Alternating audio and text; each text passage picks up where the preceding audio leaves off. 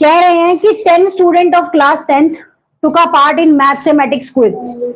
10 student है class 10th में जो कि एक क्विज होता है उसके अंदर पार्टिसिपेट करते हैं।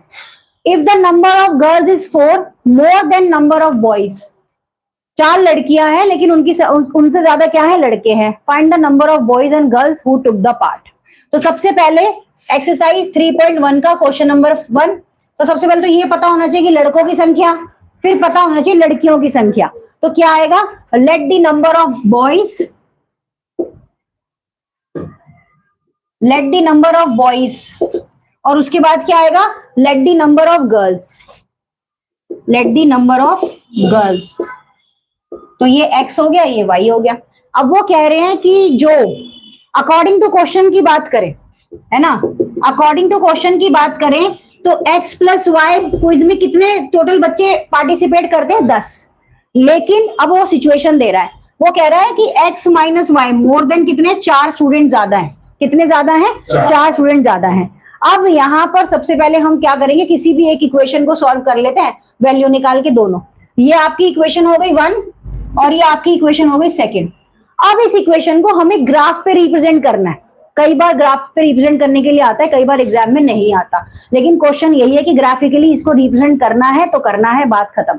तो सबसे पहले क्या लेंगे, इक्वेशन नंबर 1, x प्लस वाई बराबर 10। यहां पर एक बनाओ, मिनिमम कम से कम नहीं तो कम से कम 3 इक्वेशन तो एक्स वाई की निकालो ही निकालो, 3 निकालो ही निकालो, इससे कम मत निकालो।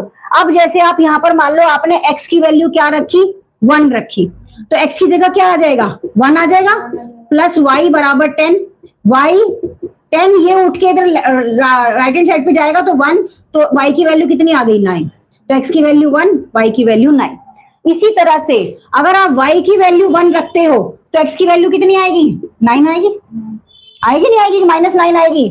देखो रख लो, x प्लस वाई की वैल्यू 1 बराबर 10, x की वैल्यू y माइनस 1, तो x की वैल्यू कितनी आएगी, कितनी आएगी बेटा बताओ, 9 आएगी ना। अब इसी तरह से आप x की वैल्यू कितनी रख लो, 5 रख लो सपोज। अब x की वैल्यू आप 5 रख रहे हो तो प्लस y बराबर 10, y बराबर 10 माइनस 5, तो y की वैल्यू कितनी आएगी, 5। तो y की वैल्यू 5 और x की वैल्यू कितनी है, 5। यही है ना। एक चीज याद रखना, कई बार बच्चे इस चीज में कंफ्यूज होते हैं, मैडम टीचर क्या रखेगा उसके अकॉर्डिंग हम सोच के रखेंगे। नहीं बेटा, ये आपका राज चल रहा है, आप यहाँ पर कोई भी नंबर पुट कर सकते हो, बट कोशिश ये करो x और y की वैल्यू में, कोशिश ये करना बेटा